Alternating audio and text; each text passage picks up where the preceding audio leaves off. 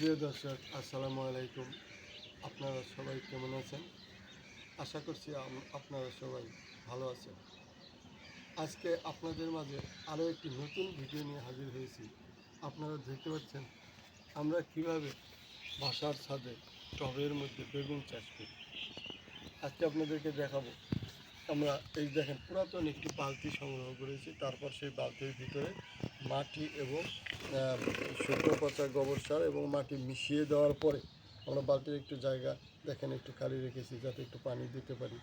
এবং তারপর আমরা বেগুনের চারাটি রোপণ করেছিলাম। এখন গাছটি বড় হয়েছে। দেখেন যে আমাদের এই গাছটিতে কিন্তু বেগুন এসেছে। এই যে ফুল, নতুন ফুল, এই যে দেখেন আরও ফুল এসেছে। বেগুন ফুল কিন্তু দেখতে অনেক সুন্দর লাগে।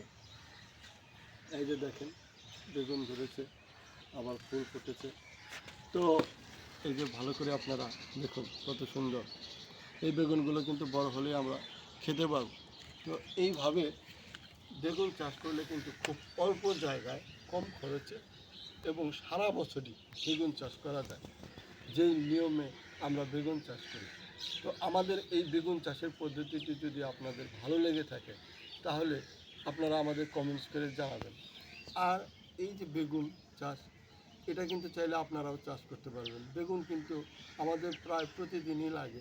বেগুন ভর্তা করে খাওয়া যায়, ভাজি করে, সবজি রান্না করে বা তরকারি রান্না করেও খাওয়া যায়। কাজেই আপনারা চাইলে এই বেগুন চাষ করতে পারেন।